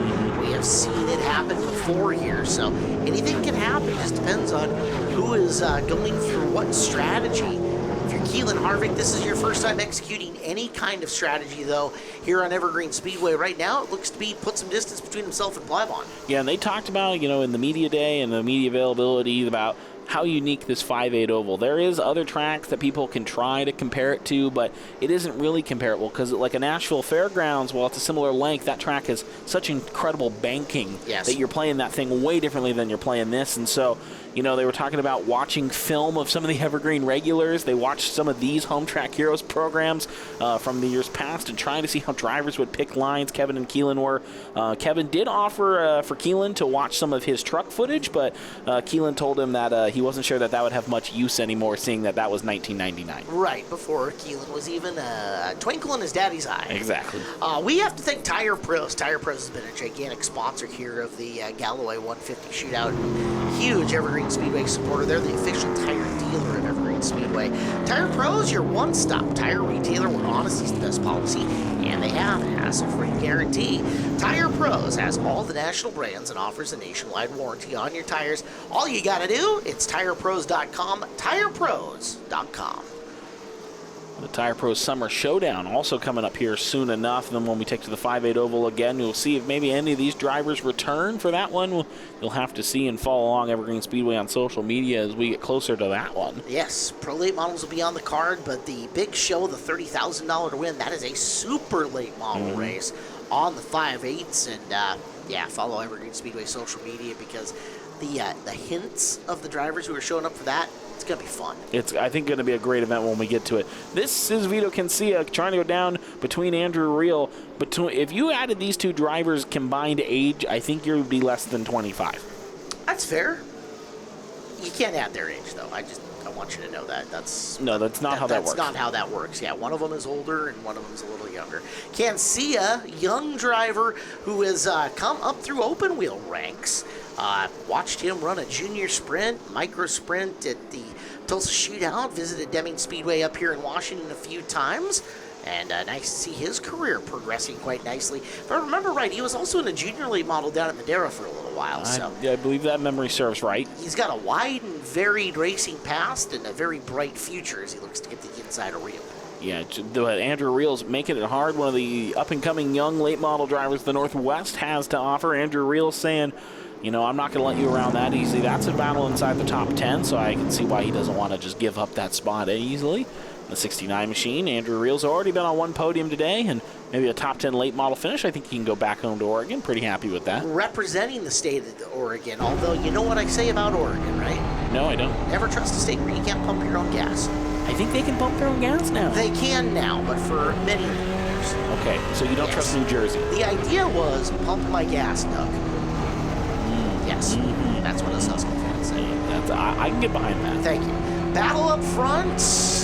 You see Peyton Plymouth on the right-hand side of your picture trying to close in on Keelan Harvick, and boy, things very steady in the play of the Plymouth camp. He is really not fighting that race car yet. Steady hands, kind of the theme of the program.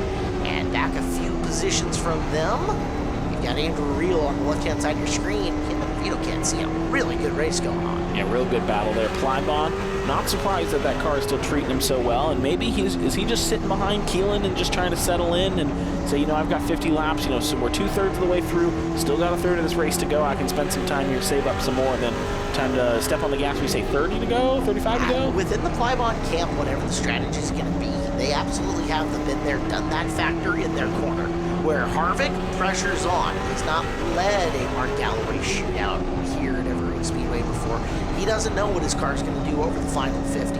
Plymouth's got a clue, so we'll see what happens and how he chooses to go about going after Keelan Harvick with now 48 laps remaining here at the Galloway. Yeah, this is a really good run there. You saw we flashback, Kevin Harvick has closed up to Jan Evans, so the 29 has more under the tank right now.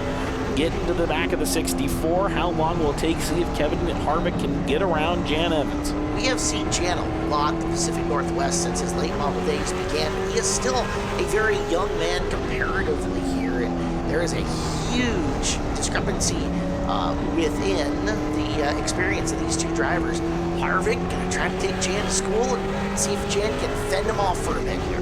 Yeah, Harvick definitely is probably not an easy car to defend. I would say none of these drivers I think are easy, but yep, the 29 sails through underneath.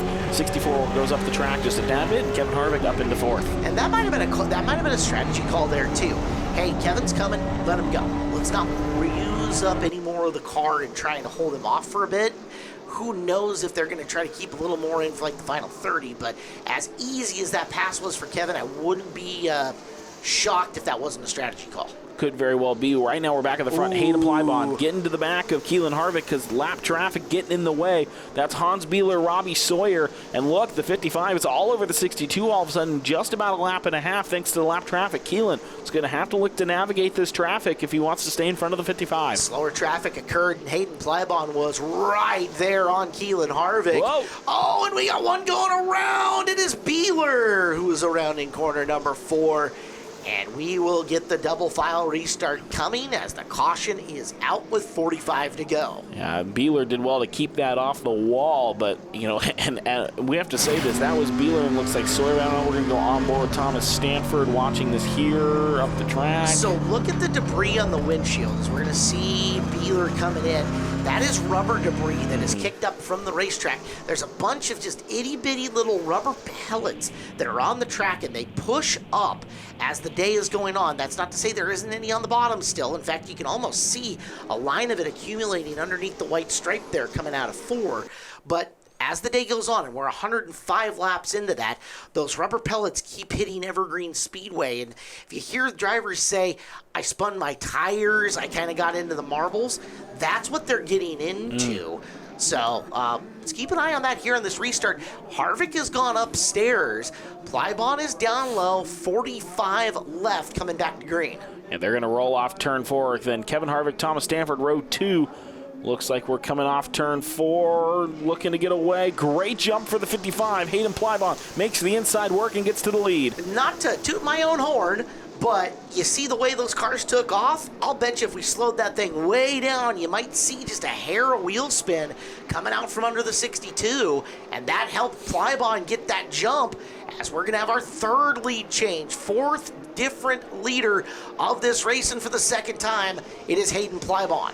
Yeah, good jump for Plybon, gets back to lead. Problems there we saw momentarily for the 15 of Jace Hale. Not sure what's going on with the 15, but now if you're inside the Keelan Harvick camp, now you got to throw whatever script you've been writing out the window, because you're no longer leading this race. You can't continue to set the pace. You can't now. You've got to contend. Yep. Now you've got to go with Plybon. And for Keelan, who's already kind of talked about how he struggles with saving the tires, did he leave himself enough to now have to chase a car? Yeah, chase him and pass him, as Harvick, first thing you got to do, settle down, settle the emotions down from losing the lead on the restart, and get back after Plybon, get back to what you do best, which is drive that car. We're going to find out who wins the Galloway 150 coming up after this break here on Home Track Heroes on Seattle 11. Right before the break, we had a lead change. After the break, we're down to like 29 laps to go, the same number as Kevin Harvick, who is just about to lose third place to Thomas Stanford. Nice recovery off the high groove for Kevin, as you guys are tuned in to Home Track Heroes here on Seattle 11. This is the Mark Galloway 150 Shootout, and you look at the battle for third and fourth. Kevin Harvick, the former NASCAR champion. Thomas Stanford, the 19, looking to crack back in and look in cockpit with Kevin as they roll around the 5/8 mile. Yeah, Harvick is using that high side to his advantage. The 19 has not been able to find a way around. Watching the hands of Kevin Harvick as he goes through these turns. Is he fighting this car a lot? Or, wow, look, smooth. Maybe a little bobble there as he comes through 3 and 4, and has to correct out of 4, but smooth for most of that turn. 29, but I think still sitting comfortable with 25 to go. More steering input than we saw earlier for sure, but you expect that as fuel loads burn down, tires get more tighter. You know, 2 of these tires have been on the car for the entirety of this race so far, which is 100 and almost 25 laps old. So you would expect more steering wheel input at this point in time in the race, and again, with that more rubber and debris that has gotten down on the racetrack as well, it's going to be just a little bit harder to handle. Yeah, Stanford's looking for any way around here. Nick Beecher, lap traffic there, so not going to be able to use the high groove as this run down the back straightaway. The 19's going to have his run compromised a little bit, so we'll just have to settle in on this turn here. But can the 19 find his way around? You know, that low side has not been favorable so far. Can Thomas Stanford make it work? Well, if anybody is going to be really adept at holding drivers off and driving a defensive race, it's going to be Kevin Harvick, who, you know, your elite car up in NASCAR, even on the new generation of cars, which Kevin didn't spend a lot or any time in. I don't remember exactly, but you do know how to know how to make the car very wide. Absolutely. Defending, it's probably, you've probably done that once or twice in the Cup Series. Kevin Harvick is showing his skills here and why he is a NASCAR Cup champion, why he's won tremendous amount of races at some of the top levels of racing in the country.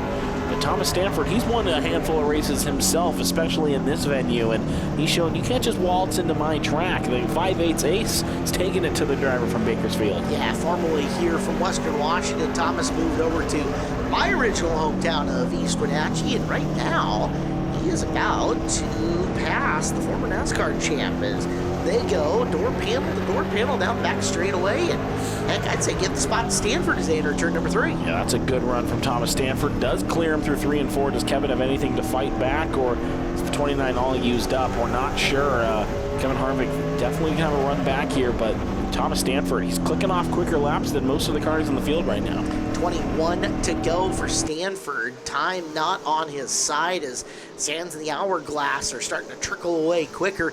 To that point, sun setting in the west, dusk has set in here, and track temps beginning to cool down, something that these drivers haven't really seen yet over the course of the Galloway weekend. Yeah, they haven't really seen it over the Galloway weekend. We talked about this, for this, the Pro Late model is the first time on the slick tire. Yep. How do they respond as the track starts to get cooler? And you've talked about tire wear already.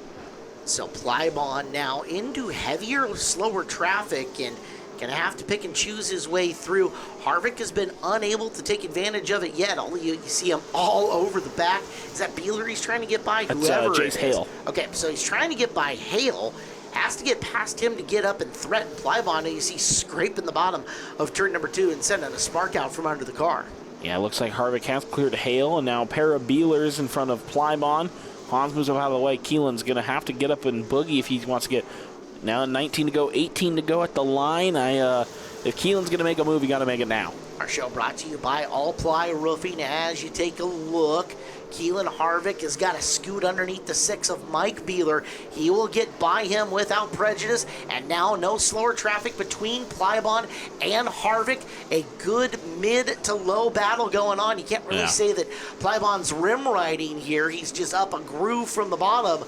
And it is Harvick getting closer and knocking tenths off that gap. If the 62 has saved anything or has anything left in the tank, you got to move now. And so he's going to have to try to find the way here. And I wonder if this is the last push. You know, that car looked like it picked up speed as it got through the slower cars and is now closed on the 55. Yep. So if Harvick is pushing now, did Plybon save anything extra, or does he need anything extra to keep Keelan at bay? It is Plybon and Harvick, and right now Plybon keeping about 1.5 to 2 car lengths in between the two of them as we come into 15 to go. It looks like the 55 is really starting to pull a little bit on the straightaway, but Keelan is getting to him. He's closing up in the turns. Here's a good shot. This is the run out of 4.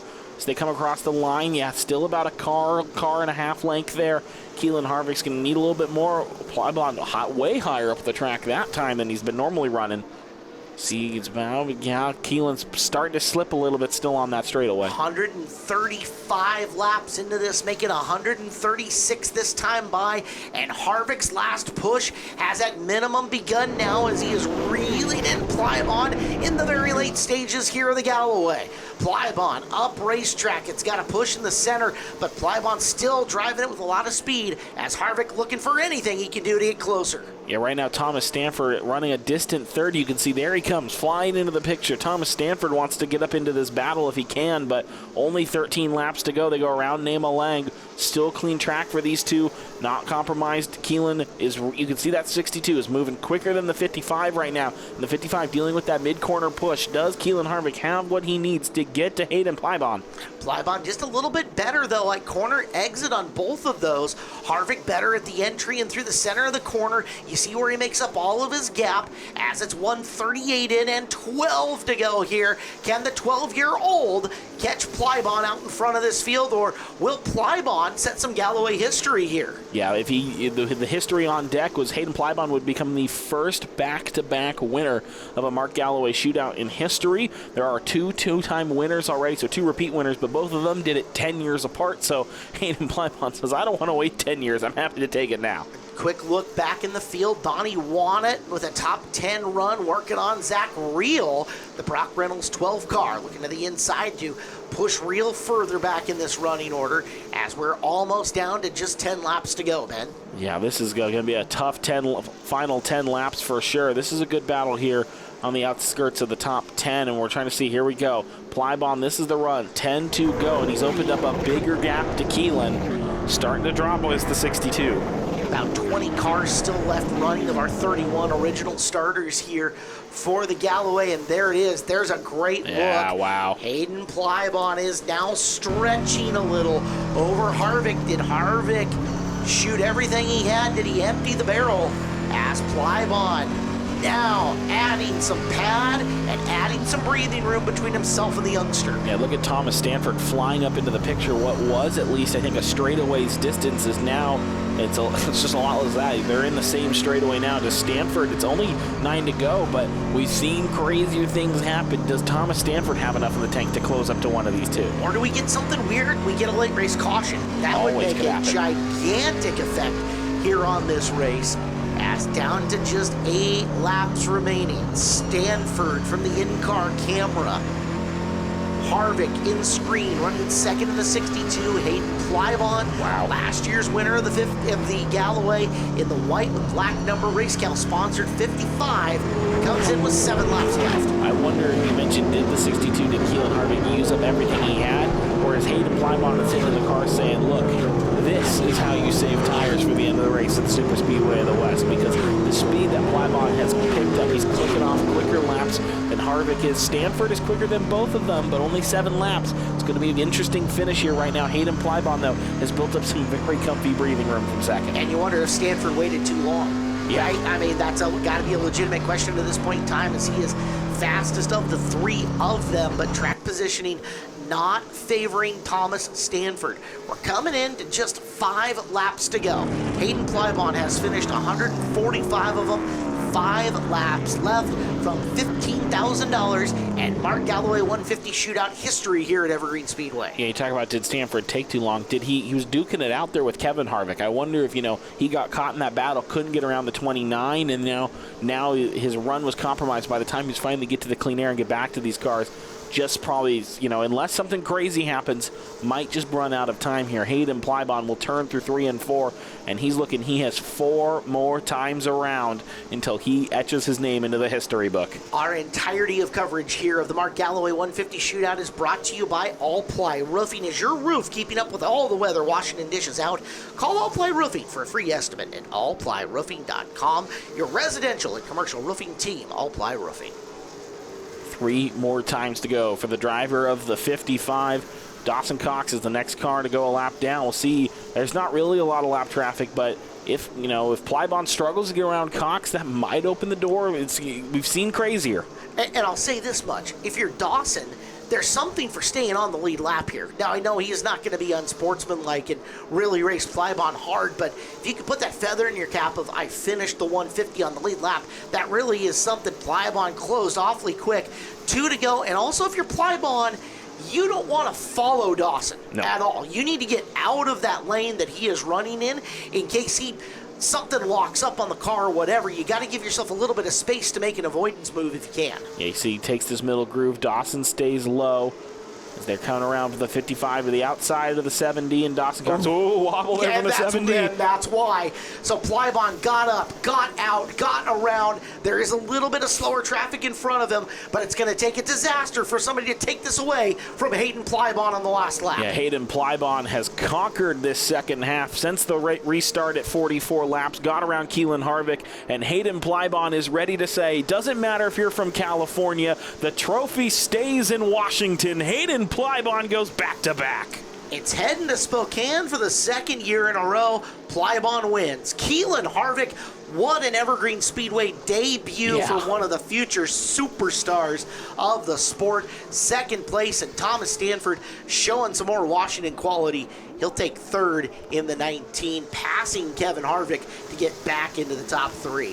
What a killer Mark Galloway 150 shootout this was. And we need to hear from the top 3 at the Angel of the Winds Casino Resort podium down trackside.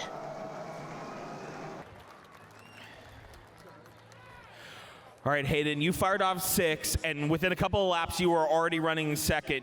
You took the lead at the halfway break. You lost the lead coming out of it, but then when you had about 40 to go, you got back to the lead. What was going through your head having to jockey up for a position up there? We were just running behind Keelan for a while. I seen he was getting a little free, so we took advantage on that restart and never looked back. Yeah, you talk about the last time you came out of here, last year for the Galloway. I spoke to you up on this podium, but emotions were a little bit different after that race. This one, you are the first ever back-to-back Mark Galloway winner. How does that feel? Oh, it feels great. I'm glad we're on a roll now. We're 3 in a row for wins, and I hope we can continue this streak. Talk about who helps you get out here week in, week out, and who helped bring the car out here this weekend. Kevin Richards especially, he turns all the wrenches on the car and dedicates his whole life to working on these race cars. My dad, Tom Plybon, Josh Aguirre for doing all my tires anytime we need, Brock Denny for coming out, and then everybody at home, or Scott Mater, Race Cals especially. Race Cals, if we didn't have him, we couldn't be out here. And just anybody else who helps me with the car. All right, let's give it up. Hayden Plybon, winner of the Mark Galloway 150. Oh, we got one more. And I want to thank all you guys for coming out, and this is a great show, and I'm a great clout.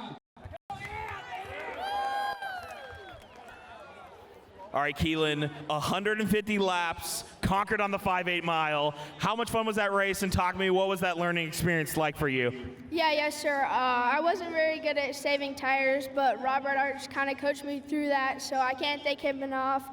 But we kind of got screwed on that last restart. It was kind of a little ahead, but you got to take the ones that you can get. But great job to Hayden Aiden. Talking about first trip to the Northwest to run the race. What was it like running Evergreen Speedway with a crowd like this? Oh, yeah, it was really cool. I thank you guys for coming out. Who do you want to thank for helping you get out here? I got to thank Hunt Brothers Pizza, Panini, Real Tree iRacing, Morton Buildings, everybody who helps me. Wouldn't be possible without them. One more time, second place, Keelan Harvick. All right, Thomas, you started to fire off with about 22 to go, though. You started to close. What more do you think you needed to potentially get back to Keelan after that long race? Yeah, that last restart, I did not get a good restart. They went pretty quick ahead of me, and then I hauled off into one, and the thing just shoved the nose, and Kevin was able to get by me, and it just took too long to get by the 29, and by that time, Hayden and Keelan were checked out, and I was reeling them in, but I mean, they're professionals. They're good race car drivers. You know, I was starting to gain on Keelan, and I was hoping he would make a mistake as I was closing, and he never did. But, you know, fast time, third place. This is an amazing, amazing field of cars. You know, there was 30-something, and they were all good race car drivers. A lot of the time when you come to these big shows, there's 10 or 15 that get pulled out of the weeds, and everybody here was quality team. So just big kudos to Evergreen Speedway, the Tri-State Challenge Series, the Cars Tour West. Kevin mentioned it in a couple interviews this weekend. He gets a grudge when people say racing on the West Coast is dead, and I feel that because no one talks about West Coast racing, and there's some really, really talented guys over here, and we showed it this weekend. So thanks to everyone that put on this event. Thanks to all the fans for coming. I mean, this place was packed. I haven't seen grandstands here packed like this in a lot of years. So thanks to the fans, thanks to the facility, thanks to all my sponsors, my team, Ackerman Construction, D.A. Davidson Wealth Management, Frost Livestock, Pro Time Sports, Western Ranch, Community Glass. Those guys are here tonight. I'm excited to drink a couple beers with them. Elevate Racing Media, got a lot of great shots, a lot of great media this weekend from them. So I just appreciate everyone that puts their time, puts their money into my program, because we're a smaller program. We're scrapping for every dollar. So I just appreciate it, and yeah, I can't wait to do it again next year. Let's give it up. Third place night, 19 of Thomas Stanford. Well, Ben Iman, it's rare when something like this lives up to the hype.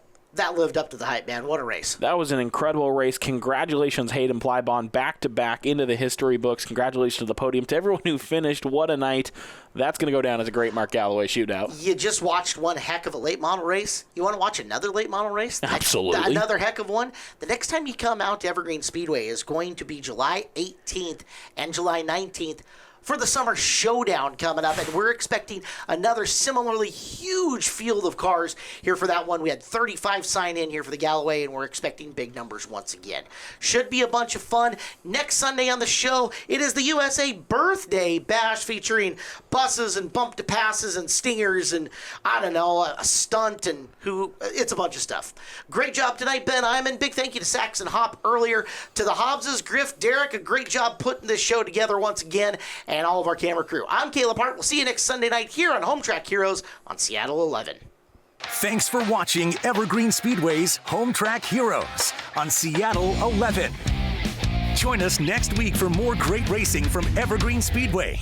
Home Track Heroes continues here on Seattle 11. Coming up later on in the show, it is the Mark Galloway 150 shootout. But for right now, the Ben Iman and Caleb Hart, myself, bring you the BECU BECU Mini Stocks. Ben, it's another great field of mini stocks and a lot of talent out there in this lineup. Yeah, lots of talent. Great field here and a lot of cars to introduce you to, so let's get it started. The 16 is the first car out, and it's Travis Woodward out of Lake Stevens, Simon & Son Towing aboard him. The J21 is Justin Brave. He's out of right here in Monroe. Craig Rhodes Race Shop sponsors Justin. The 97 is Zach Bristol out of Snohomish. Racers Against Child Abuse aboard the 97. Starting alongside the 221 of Lyndon Smith. He's out of Everett, sponsored by PRCBD. Team Honda in row number 3 to the inside. It's the 4 of Cole Reardon out of Granite Falls. Bob T. Builder sponsors him. Bobby Fisher's the 81 out of Lake Stevens, sponsored by Reese Construction. 4th row, Travis Barnes, 23 out of Olympia, Garski Construction on his car. And the 88 of Brandon Lindbergh out of Monroe, sponsored by Tire Pros. The 12 machine, that's Gavin Ballou out of Marysville. Absher Build LLC sponsors the 12. The 33 is one half of the most dangerous names in racing. Ryan Housenfluck out of Lake Stevens. Bees Fab and Tuning sponsors him. The 18 machine, Paisley Benders out of Snohomish, sponsored by Allied Motorsports. And the 24 is Jalen Vick out of Briar, Tom's Automotive aboard the 24. And then behind them, move up from the Youth Hornets, the 11 of Keegan Mooney from Bellevue, sponsored by Liquid Molly. The 14 of Austin Kramer from Snohomish in the Northwest Security and Sound car. Tegan Bjornson's 55 from Arlington, sponsored by the Newell Corporation. 14X is Christine Hill from Richmond, twitch.tv/xChristine. Ashley Rasmussen, the 92 out of Eatonville, A&J Custom Metals. And the 3rd of the 14s, the 14XX, Isaiah Gill, sponsored by the entire Cafe of Cougars. Problems for Woodward off the start. Did not get a good jump, and he's already got passed by 5-6 cars, and Woodward kind of sinking through the field off the start. Caleb, it has not been the season that Travis Woodward would have liked it to be. I'm sure that if he had the reset button, he would be hitting it hard. Real hard. But he doesn't. This is real life sports. We don't get to do the iRacing thing and just wreck the car and start over again. So you don't? No. I don't know that all the drivers know that. Allegedly. As you're looking at it, Bobby Fisher on the move early here. Fisher started outside row number 3 and to the inside, drag racing with Lyndon Smith for position number 2. It is Fisher on the move and really rolling through this field well. Yeah, Bobby Fisher, so we're looking at actually with Housenfluck, and he's doing a Bill Bleem impression here with the bumper cover waving around, and actually the caution flag's out, Caleb. But he has not bumperless Bill Bleem yet, as we get a look from the inside of Austin Kramer's car, and Austin forgot to take the tech sheet off the windshield. Nope. Austin, buddy, I know it's just a couple of pieces of tape, but attention to detail, it matters. Oh, and there's... Down goes Housenfluck. Yeah, and now he's, looks like, trying to do his best riding lawnmower impression. Ryan's windshield wipers are purple. That's weird. I didn't know these cars had windshield wipers. Well, we do race rain or shine No, here. I mean, I understand that. Oh, yeah, there's a lot of contact between Vic and Housenfluck. That's what. And Vic never wrecks anything, so that's very rare. Yeah, you know, he's, Bender. I did not see that big hop that Paisley Bender had to come over there, come back on. Now we're on board with Jalen Vic, and you can see. Oh, yeah. Oops. No, just an oops. Just even had time to throw the hand up in the air before he starts trying to shift and get out of gear so he can fire it back up. Yeah, that was just a, maybe an early race oopsie. It happens. Bumpy ride down there. That's all right. I'm sure things will smooth out for Jalen going forward. Yeah. So we are just a couple of laps into this, but we'll go double file and we'll go quad box style here at Evergreen Speedway. Our show today brought to you by All Ply Roofing, and Justin Brave going to be on point, and it's a battle of the 21 versus the 221 with Lyndon Smith to his outside. Your pole sitter or your leader is on the bottom right-hand corner of the box, falling around the world's biggest USC Trojan fan, Don Fairley, in the Evergreen Speedway pace car. Don Fairley will take the right-hander. I think that was a compliment. Might be. I think that was actually a compliment for now. I also have to mention, I feel like every time we go quad box, we need an air horn noise. Oh, gosh, like that annoying one that they're playing at every EDM show now? Exactly. Not that I've ever been to an EDM show. Green flag's out. We are back underway. Brave gets the good getaway and gets the front. The view I'm really enjoying is the one out the back of Bobby Fisher here, and a big lunge there from Brandon Lindbergh. Here comes the 88. The former Stinger 8 champion with a big move, trying to pick up some spot. He closed a lot of ground there in one corner. He's going to try to do it again.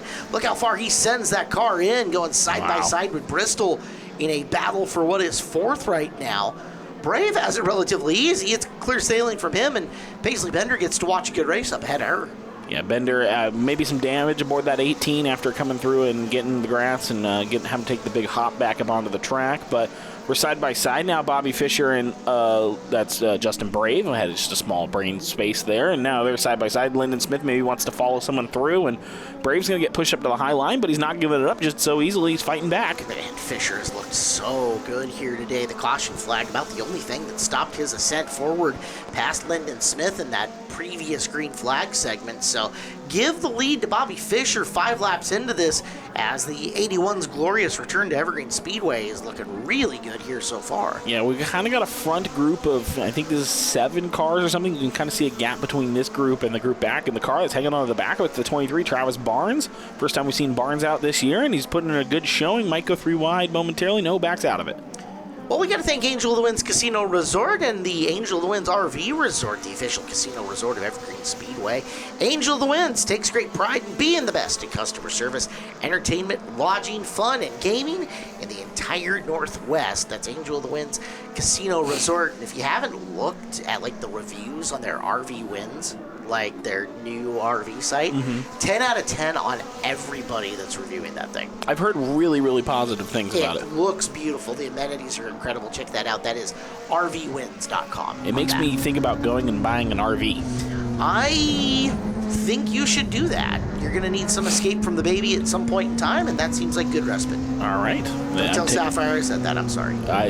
She watches, so you're on the clock, buddy. Do me a favor and just hit the mute button when she goes back for the rewatch. All right. Would you? Thank you. Cole Reardon from the inside, and Cole has had a fantastic year all the way down nearly on the rumble strips coming out of that 4th corner as he pursues the 88 of Brandon Lindbergh, who is going door panel to door panel with Zach Bristol. You got 4 cars, not quite throw a blanket over them. It'd have to be an awfully big quilt, but they are tight and packed together.